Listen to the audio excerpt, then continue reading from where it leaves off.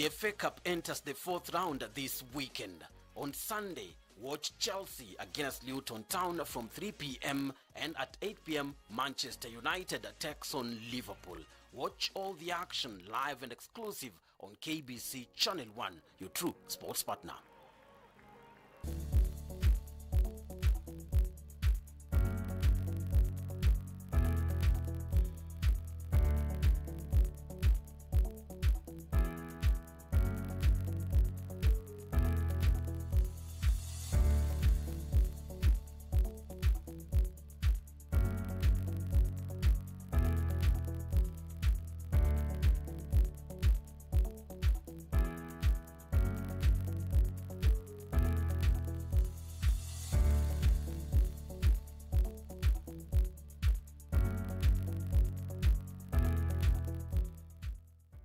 Weekend ni double. Weekend ni double kutoka QuickBet. Double. Ndio hiyo sasa. Tunakuongezea fridge. Bado kwenye bei ya chini kwa chini. Hiyo fridge inakungoja wewe mahali ulipo. Hiyo fridge ni aina unique zaidi. Jiunga na QuickBit ni rahisi. Enda kwenye M-Pesa, bonyeza paybill kisha weka business number 4032353. Kwenye account weka kodi ya bidhaa unayotaka na bidi yako ya chini zaidi. Kwa mfano TV 16. Kisha weka shilingi 20 tu kama idadi yako. Weka bidi yako pia kwenye www.quickbit.co.ke. Kumbuka, bidi ya chini zaidi ya kipekee ndio ununua. QuickBit, bidhaa bora kwa bei ya chini.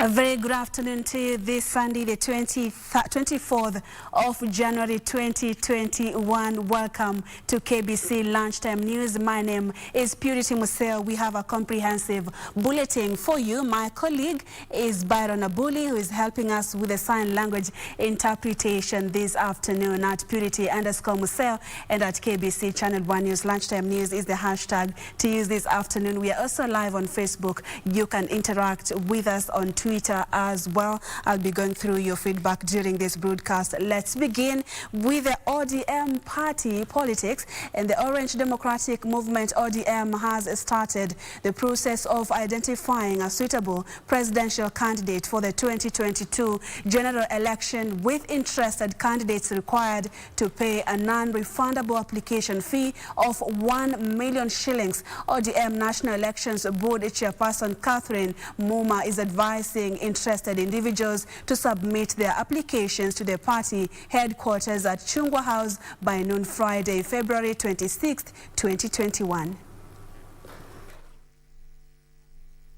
In an advertisement placed in local dailies, the Orange Democratic Movement ODM has said the interested applicants must meet all other minimum requirements for the presidential candidates as set out by the Independent Electoral and Boundaries Commission IEBC. An eligible applicant must be a Kenyan citizen, a registered voter, a holder of a degree from a university recognized in Kenya, and be qualified to vie for election as a member of parliament. In addition, the candidate must be of high moral standing and integrity, must have demonstrated commitment and participation to the party's activities and agenda.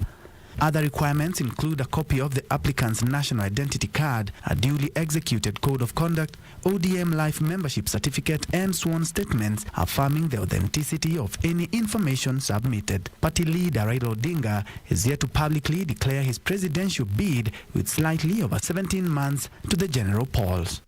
For Channel 1 News, I'm Ben Troy Njue. A section of political leaders from the Coast region now says that the newly proposed Coast political outfit shall be a coalition of all leaders, local political parties led by Kilifi Governor Amason Kingi. The leaders said the coalition shall bring together all parties in the Coast region to speak in one voice. This even as Changamwe Member of Parliament Omar Mwinyi dismissed calls for the formation of a single political party in the region, saying the political agenda of the coastal region is being gagged by lack of unity among the coast leaders. Leaders from coastal region have vowed to push for their own agenda through a political outfit that will unite all leaders before the next general election. Speaking at the funeral of Mzee Anthony Jilani Ndore, father-in-law to former Malindi Member of Parliament William Ntego in Bureni, Vipigo Ward, Kilifi Governor Amason Kingi said the coalition shall bring together Shirikisho Party of Kenya, Kenya African Democratic Union Asili, Umoja Summit Party of Kenya, among other coast-based parties. Kama vile unavyoanza kuona, tutabaki pale pale ambapo mpwani toka uhuru amekuwa. Manake leo hii Mazao atashika Shirikisho, Mularo ashike Kadu Asili, Kenchonga ashike Umoja Party, halafu kila mtu awanike pwani hii Kilifi. Mazao asema hii ni chama pwani itakufa nacho. But speaking separately, Changamwe Member of Parliament Omar Mwinyi dismissed the calls for the formation of the political party, claiming the political agenda of the coastal region is being gagged by lack of unity among the coast leaders in addressing economic issues bedeviling the region. Tumepoteza kwa kujiweka katika mirengo, na yakimalizika haya itakuwa tuko pale pale kwenye matatizo yetu ya awali, na hii inaletwa na kuwa na viongozi ambao hawana mtazamo wa mbali na pengine hawana ufahamu ya hili jimbo lao. Elsewhere, a section of leaders from Mount Kenya have declared their support for Deputy President William Ruto's 2022 presidential bid, led by Gatundu South Member of Parliament Moses Kuria. The leaders say they will unite people from the region to speak in one voice, saying the region must be in the next government. Tukitaka kuunga mkono William Ruto ni haki yetu ya kidemokrasia, na si kusema yale mambo ambayo tunafanya kama jamii itasimama sababu tumeunga mkono ule mtu ambao watu wamejichagulia. Tumeona ni vizuri kwamba tumeshikana pamoja na tuwe na mwelekeo mmoja kama MCS wa Mount Kenya kusupport William Ruto kama rais wetu wa 5 katika hii nchi yetu ya Kenya. This as Parliamentary Administration and Security Committee Chairman Paul Koinange calls for the criminalization of the hustler versus dynasty narrative. He said that the narrative should be treated as hate speech, tailored to incite Kenyans against each other. Actually, this should be prohibited, and this should be part of hate speech. When you say that, that's a hate speech, and it should not be allowed in the country. And this is true. In places like Kapedo, it is the same things happening.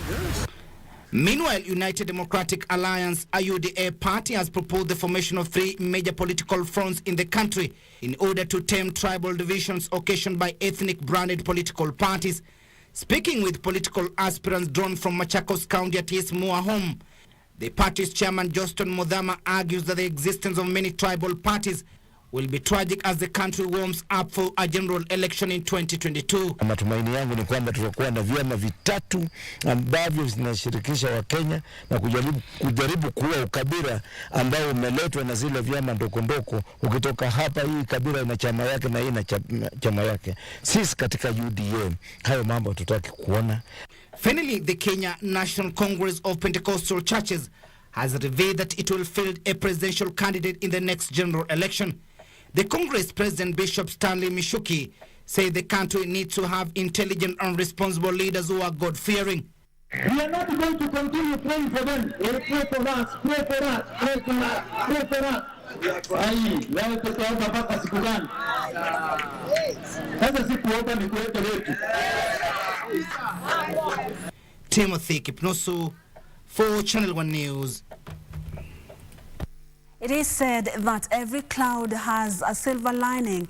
The age-old proverb rings true to thousands of public primary school pupils in Gatundu, North Kiambu County. The pupils from over 40 schools were out of school for about 9 months last year due to COVID-19 pandemic. However, the long hiatus allowed time for the renovation of dilapidated structures in their schools, courtesy of the Constituency Development Fund. Kamche Menza reports.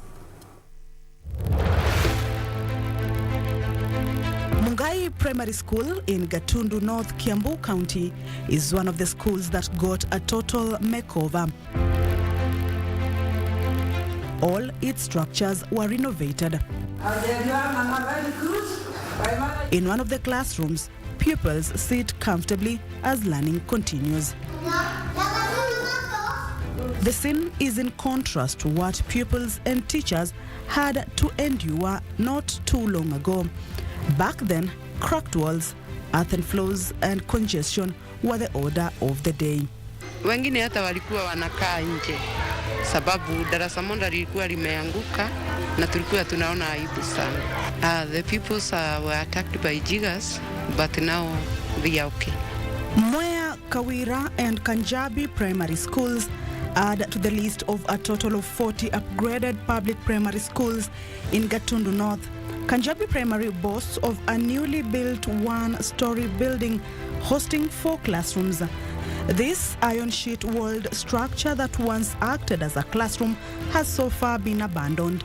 The school had 8 classes, of which 2 of them were built of mambati, and the rest of the classes were built of stone. The class did not have even the floor.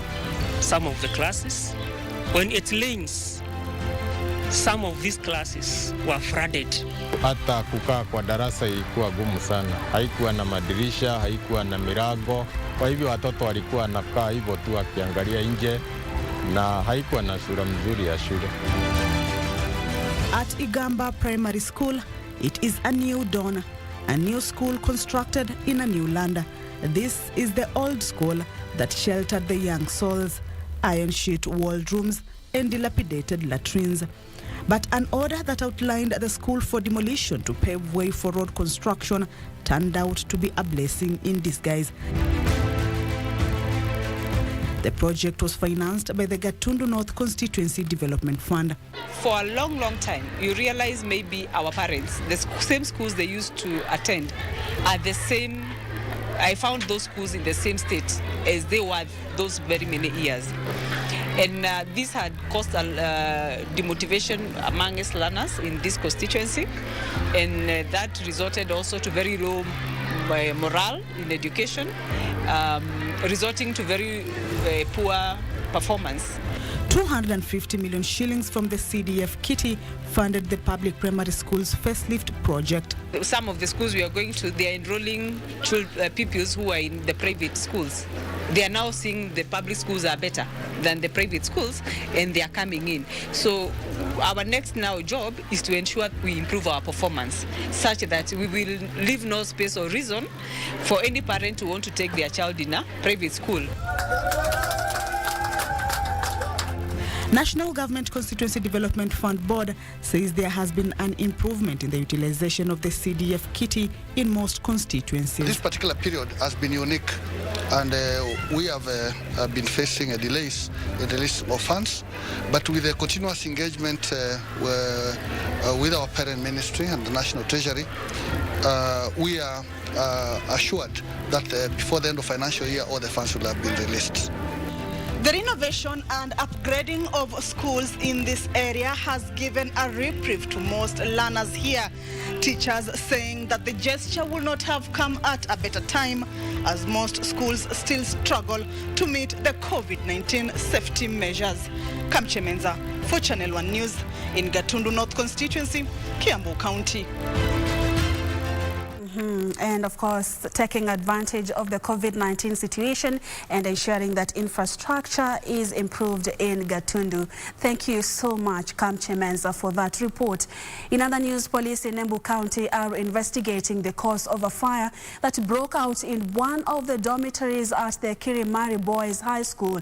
According to Embu West Deputy Sub-County Police Commander Samuel Gitau, no student was injured in the fire, which was reported shortly after the 7 p.m. evening studies. 40 boys from Kirimari Boys High School in Embu County lost property of unknown value after fire gutted one of the dormitories at the school on Saturday night. The school, located in Manyata constituency, has a population of 400 students who are all in class for evening preps when the fire started. Several students were able to salvage a few mattresses and blankets, but more storage boxes and other items of unknown value were raised in the inferno. Embu West Deputy Sub-County Police Commander Samuel Gitau said no student was injured and investigations are underway to establish the cause of the fire. Fortunately, hakuna mtu amekuwa injured. Sababu wakati hiyo moto ilikuwa inachomeka, watoto walikuwa wanafanya ile prep ya usiku. So far, no injuries. Tunaendelea na uchunguzi, hatujajua ni nini imesababisha hiyo moto, but in the due course tutajua ni nini. Ombi letu sana sana ni kwa wenye magari barabarani, wakiona gari ya zimamoto waipee nafasi ili iweze kupita, ifike mapema iweze kuzima moto. Reporting for Channel 1 News, I am Cynthia Monene.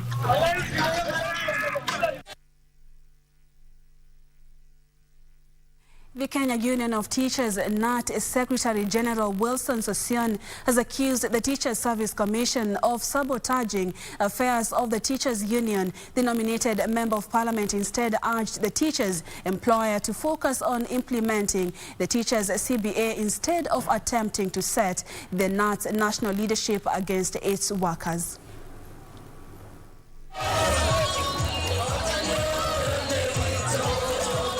Speaking in Kiambu during the Kiambu branch NAT election, the NAT Secretary General accused the Teacher Service Commission Chief Executive Officer of hatching a plot to sabotage the union. Sabotaging by making sure that the union does not get money. And when the union does not get money, they thought we were not going to conduct elections. According to Sossion, the teachers' employer TSC is attempting to set the NAT's national leadership against its workers. A strong union is bad for government. We are not rebels. We are not fugitives in our country. We are professional teachers who are free and doing their work freely and independently.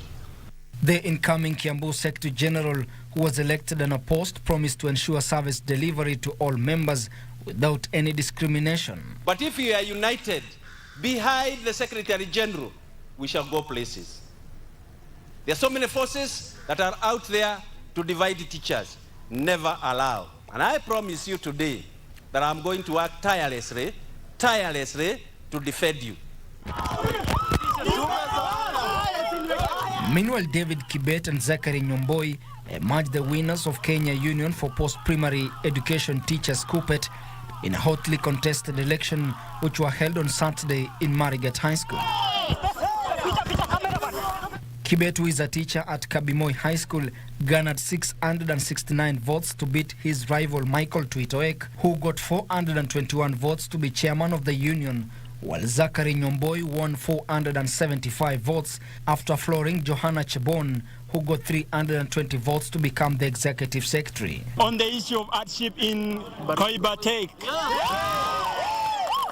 we have seen there is a tremendous discrimination, because you'll find a school which is 2 kilometers away getting hardship while the other one is getting zero hardship. I want to promise teachers of Baringo County, we are going to redeem the image of Baringo.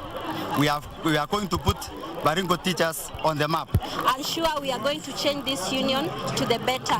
We will serve all teachers equally. We will ensure that services are brought closer to the teacher. Ben Chunda, Reporting for Channel 1 News.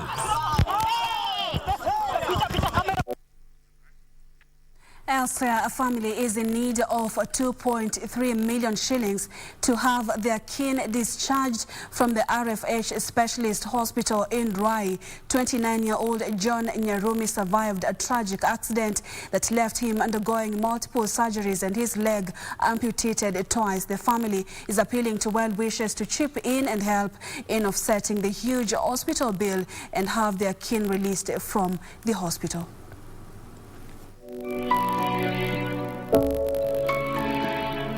John Nyarumi is a man who believes he has literally seen hell in a number of times. The story of the 29-year-old motorcycle delivery man is that of a person who shook hands with tragedy and survived but left counting miseries.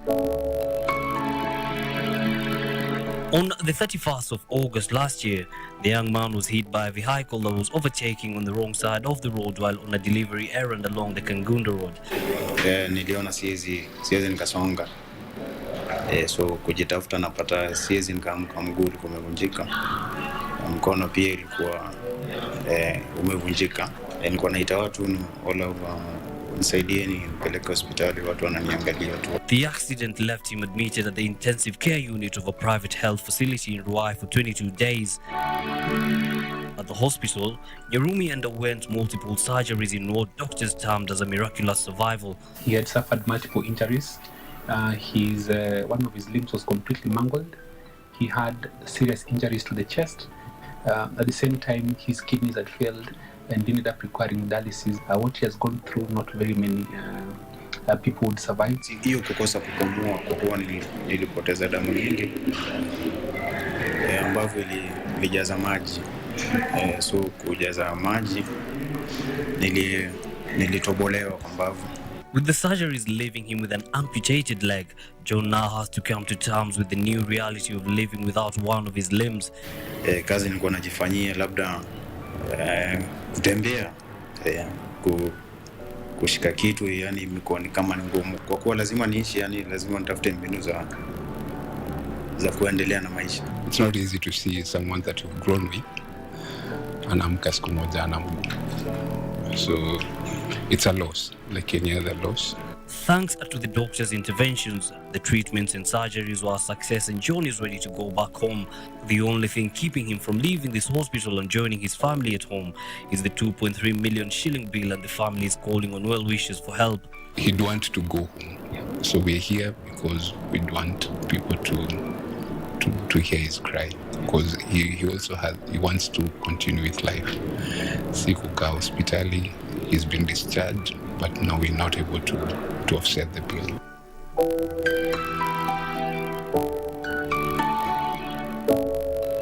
To assist the family cushion this bill, you can send your contributions to M-Pesa number 0715185980.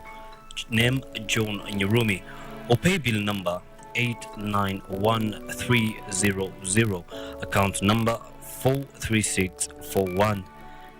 Yusufar, Channel 1 News.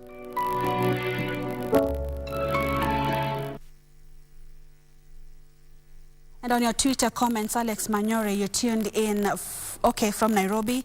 Mwathiki Mauta tuned in to Channel 1 Lunchtime News. And J. Kilo, you're saying you're watching Lunchtime News at Purity_Museo. And at KBC Channel 1 News, Lunchtime News is the hashtag to use this afternoon. Keep talking to us, keep tweeting. I'll be going through your feedback during this broadcast. Time for a first commercial break. Do stay with us. We still have much more to come.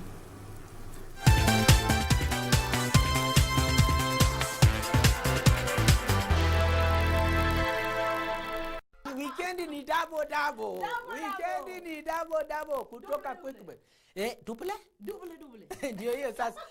tunakupatia, tunakuongezea fridge bado kwenye bei ya chini kwa chini. Hiyo fridge inakungoja wewe mahali ulipo. Hiyo fridge ni aina unique zaidi. Jiunga na QuickBid ni rahisi. Enda kwenye M-Pesa, bonyeza paybill kisha weka business number 4032353. Kwenye account weka kodi ya bidhaa unayotaka na bid yako ya chini zaidi. Kwa mfano TV 16, kisha weka shilingi 20 tu kama idadi yako.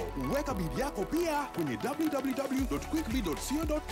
Kumbuka, bid ya chini zaidi ya kipekee ndio hununua. QuickBid, bidhaa bora kwa bei ya chini.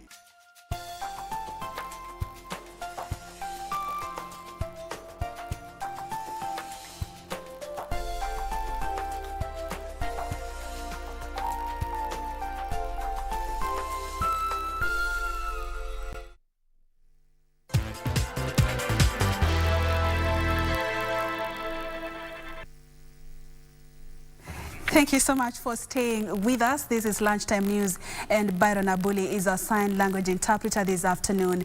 Labour Cabinet Secretary Simon Chelugui is appealing to school administrators to ensure all learners, teaching and non-teaching staff adhere to the laid COVID-19 protocols to avert any possible outbreak of the deadly disease in institutions of learning. Chelugui, who spoke during an assessment tour of Kapropita Girls Secondary School in Baringo County, said the current low daily coronavirus infections report should not encourage people to drop their guard.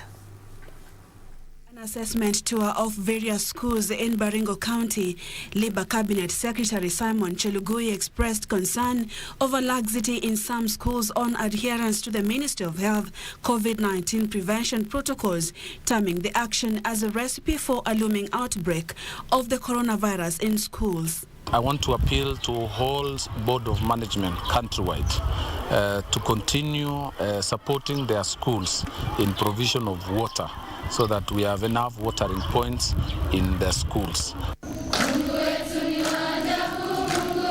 Chelugui urging school managements to ensure all learners and staff put on their mask, wash their hands regularly and maintain social distance. After long consultation, we have identified a number of programs that will assist, especially the girls in this school, Kapropita Girls, that there is need for urgent equipping and distribution of water so that the girls can be able to observe the protocols of COVID. He was speaking amid reports of an outbreak of the disease in Siaya County, where authorities say over 100 learners and teachers have been infected.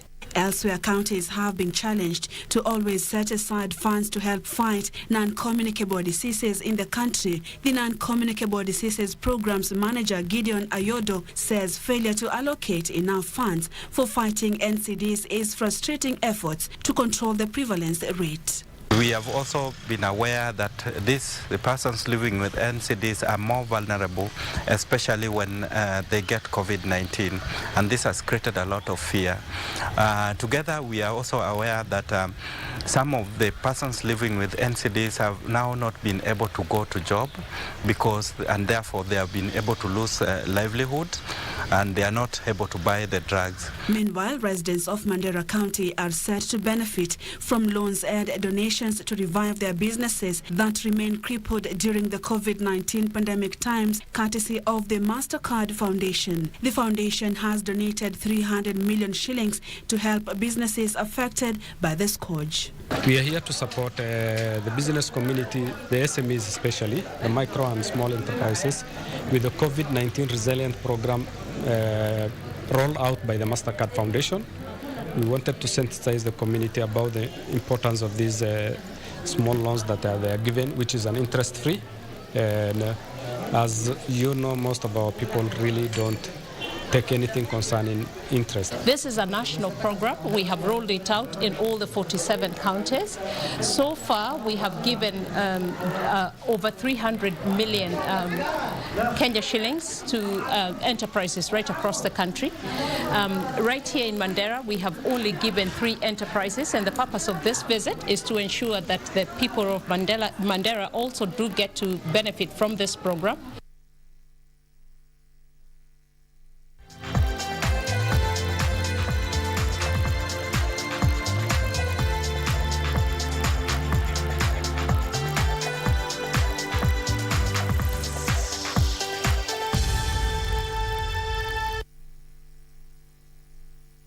In sports news, Chelsea midfielder N'Golo Kante could return for their FA Cup fourth round tie against Championship side Luton at Stamford Bridge this afternoon, a match that will be aired live at KBC Channel 1 starting 3 p.m. East African time. Kante has missed the last two games after suspension and hamstring injury. Chelsea head coach Frank Lampard has come under fire for Chelsea's recent run of bad form. Lampard could turn to midfielder young stars Billy Gilmour and Tino Angelin after lackluster performances from Kai Havertz and Mason Mount against Leicester. Meanwhile, the match between Liverpool and Manchester United will be aired live starting 8 p.m.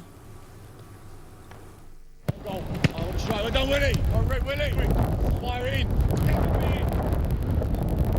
It's going to be a goal. Just to emphasize, the match between Manchester United and Liverpool will be aired live right here at KBC. You know, Man United is the big team to watch tonight. Right, Namibia were eliminated from the Total African Nations Championship CHAN last night after losing 1-0 to Tanzania in the historic match in Cameroon. A second-half trick by Farid Musa was all the Taifa Stars needed to win the first all-female match of Asians in a CAF Senior Men's in the game played at the Limbe Stadium.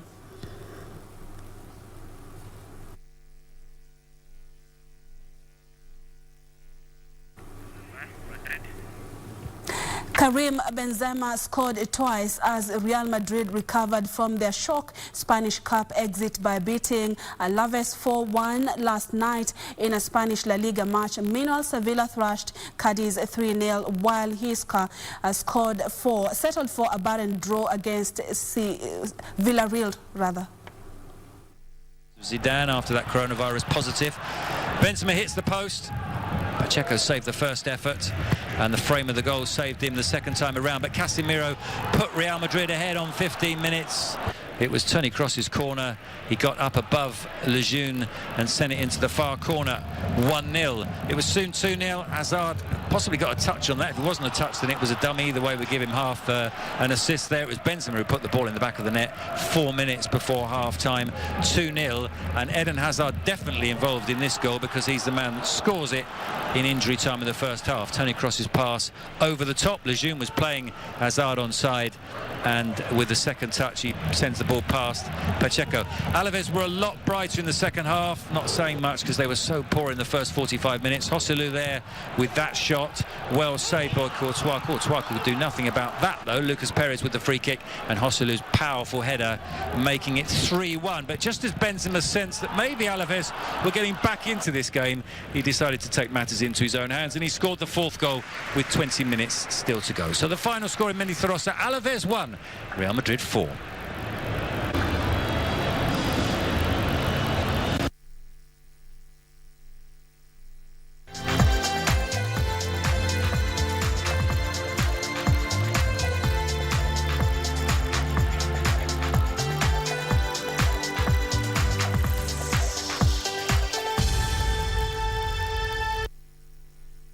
Right, and that's the latest at this hour. Thank you so much for your company. Thank you for your tweets. Wilson Okango, you are tuned in from Nakuru County, and at Mauta Mwathiki, tuned into Channel 1 Lunchtime News. Many thanks. And also on Facebook, we had some of you, Muhammad Omwai, tuned in from Eastleigh in Nairobi, and Joshua Ishmael from Kisii County. David Kimansi, you're also saying you are watching Lunchtime News. That brings us to the end of our broadcast this afternoon. Many thanks for watching. Just to remind you, the big game, the big match between Manchester United and Liverpool will be aired live at KBC beginning 8 p.m. Man United, we are doing this. I'm Purity Museo. Byron Abuli has been a sign language interpreter this afternoon. Do enjoy the rest of our programming, and God bless.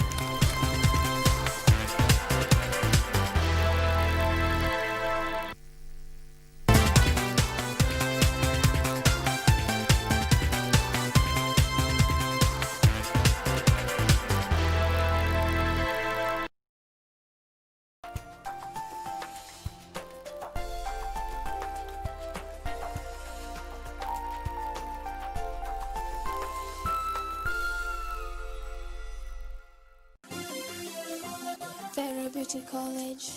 Vera Beauty and Fashion College, with branches in Nairobi, Eldoret, Thika and Meru. Did you know that we are a TVET approved institution?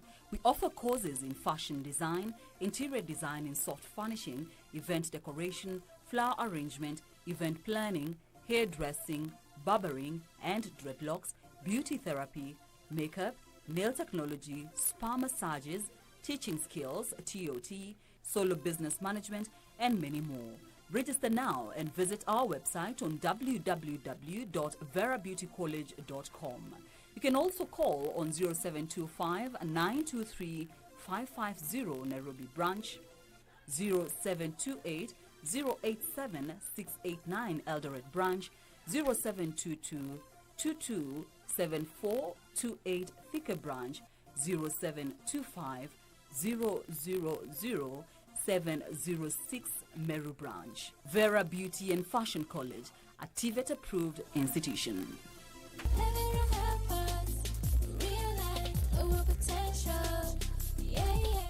Weekend ni double. Weekend ni double kutoka Quickbet. Double? Ndio hiyo sasa. Tunakuongezea fridge. Bado kwenye bei ya chini kwa chini. Hiyo fridge inakungoja wewe mahali ulipo. Hiyo fridge ni aina unique zaidi. Jiunga na Quickbit ni rahisi. Enda kwenye M-Pesa, bonyeza paybill kisha weka business number 4032353. Kwenye account weka kodi ya bidhaa unayotaka na bidi yako ya chini zaidi. Kwa mfano TV 16. Kisha weka shilingi 20 tu kama idadi yako. Weka bidi yako pia kwenye www.quickbit.co.ke. Kumbuka, bidi ya chini zaidi ya kipekee ndio ununua. Quickbit, bidhaa bora kwa bei ya chini.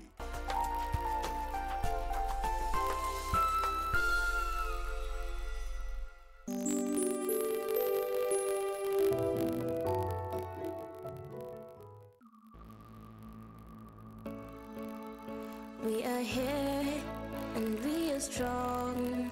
Let's be counted as we move on. Make a difference, change lives as we tell our different stories. We are capable, beautiful. We are born to do great things.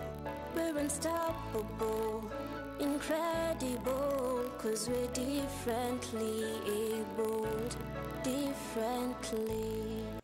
Welcome to Able Differently, where we always take charge. I am Jane Theory, and I'll be taking you through today's episode. We'll be looking into the lives of parents who have to take care of special needs children, and also issues regarding coping mechanisms for people who have emotional instability once they acquire a disability much later in life. Stay tuned. 'Cause we're differently abled, differently. Children with special needs require a lot of attention, and many parents and caregivers of such children go an extra mile to ensure that they get the best of life. This is the story of Ian, as narrated by his parents Aisha and Okari. Take a look. Aisha Adhiambo is a mother to a special needs child and a teacher by profession. While she was pregnant with her firstborn child, Aisha remembers having stomach problems that she brushed off as being symptoms of pregnancy. Kwa majina naitwa Aisha Adhiambo, mimi ni mamake Ian Samuel. I'm a teacher by profession. Lakini bado sijaajiriwa na serikali. In that time when I was pregnant, I used to have stomach problem. Every now and then kwa naribikiwa na tumbo. Though sikuwa najua nini, kula pia ilikuwa shida. Every now and then tumbo nimeharibikiwa, na kwa ule mtu mwenye yaani umeharibikiwa na tumbo, unasikia unatoa hewa kwa mdomo. Every now in the morning ukiamka napata hivyo tumbo ndio hiyo imefura, but sikujua ni nini. So it was first born, as a first pregnancy, nikaelewa maybe they're just signs. Yeah. Aisha had never heard of folic acid in all her life, but after she delivered her son, she came across this valuable information during a doctor's appointment. Sasa folic acid pale Kijabe ndio nilikuwa introduced to, whereby wakati sasa mkifika na mtoto mkiakuwa admitted, you are cancelled, mnaambiwa what you are supposed to use hizo dawa, Anakuambia by the time sasa atakuwa na kudischarge watakupea hizo tembe uende na hapo ndio nilijua folic acid. Sikuwa najua anything with folic acid. Aisha delivered at home, but because her son was born with a wound on his back, she immediately went to hospital for treatment. Luckily for her, one doctor was familiar with her son's illness. Kwanza nilimzalia kwa nyumba, so ndio tukaona hiyo next day tukaenda OC. Kwenda OC, only there was only one doctor mwenye alikuwa able kusema hili nini. But the rest hata walikuwa nakuja kujifunzia hapo there like kidonda kwa mgongo how. Kila mtu ako curious kuja kuona ni nini. So huyo daktari ndiye tuliongea na yeye, akaniadvise akaniambia hii kitu si kidonda yenye itapona. Hii lazima inaitwa spinal pivot and lazima ifanywe operation. From Nyamira Hospital, they were referred to Kijabe Hospital. Ian's case was treated urgently as the first operation was undertaken in 2 days and later on scheduled for the second operation as doctors discovered another underlying health issue that needed to be operated on as well. Tukaingia kitu kama saa 2 asubuhi juu tulirauka kutoka huko saa 10. Daktari akakuja akaangalia mtoto akampima, wakaona wakasema hakuwa na enough blood. Ikakuwa that day aongezwe damu. Sasa mtoto akaongezwa damu. And during that time alikuwa 8 months. Unajua tulikaa nyumbani. Before hata twende OC tulikaa. Akaongezwa damu. After 2 days ndiye akafanywa operation. So tukakaa like 1 week, akakuja tena akachukuliwa akarudishwa kwa ward, kwa theater. Akarudishwa kwa theater ndiye akaenda akaekewa hiyo shunt. So hiyo shunt, after shunt it was like 3 days tukakuwa discharged. But sasa what we advise unaipump ndisikuje ikablock na usaa. When ukiamka asubuhi una press hapo pale penye waliingizia hapo na hapa so that it does not block. By the time of discharge from hospital, Aisha and her husband had been counseled by the hospital staff and the chaplain to help them cope with the situation, something that most parents in their shoes were finding difficult to absorb. But during that time so tulikuwa tushakuwa physically prepared, emotionally prepared, because when we were booked in the hospital, kwanza you have to the wanaletanga chaplain and some counselors. They demand all parents of the child wakuwa hapo wanaanza kuwaongelesha about your child, because we had some parents wenye walikuwa analeta watoto wakiambiwa wanatoroka wanaacha watoto ward. Kiambiwa mtoto wako hata itembea amani izatembea but itakuwa hard, but tuwezi guarantee you 100% huyu mtoto atatembea, because with the spinal pivot ina affect limbs, and kumbuka iko kwa cord. Spinal cord is everything. Remembering how she felt when given news of her son's fate was one bitter pill to swallow, but a lady chaplain helped her accept and forge on. There was this lady chaplain akaanza kunitembeza ward, akaniambia mama unalia, tembea hapa uone wa wengine na ukombe na wako, because looking at mine kichwa hata ikuwa kubwa ile yenye hata inaweza nishtua. Sasa chaplain during that day ikakuwa nikunitembeza ward nikiangalia watoto wenye wako the same disease wenye wako na hydrocephalus na spinal pivot. So nikakamwa cross napata mtoto kichwa ni kubwa kabisa huko hakuna mwili, kumaanisha mtoto hata hawezi jisupport. So hiyo kitu ikanimotivate nika accept. Ian continued with his clinics. His mother was advised to start therapy sessions for him and also told to continue with the lessons at home, which eventually helped Ian gain strength in his legs to use crutches. Au madaktari sasa wenye wanadili na therapy pale, kuna vitu wanakuja na inakaa iko kama tumiba, wanaanza kutembeza mtoto ndani ya mguu. Mtoto asipolift anakuambia huyu ashakuwa affected with the limbs. Hizo ndo anamtembeza, akiinua anajua anahisi. Asipoinua anasema huyu mtoto ahisi chochote huko kwa miguu. With me I see kwa ni accept, because nikiangalia mtoto wangu naona ametoshana kila mahali, because alikuwa mnono kabisa.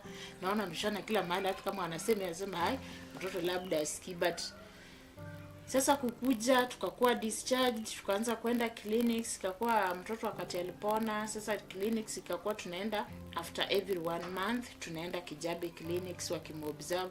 Kutoka hapo akaniambia sasa inafaa nianze kwenda therapy. Nikakuwa referred PDK Westlands. So my therapy ilikuwanga every Thursday.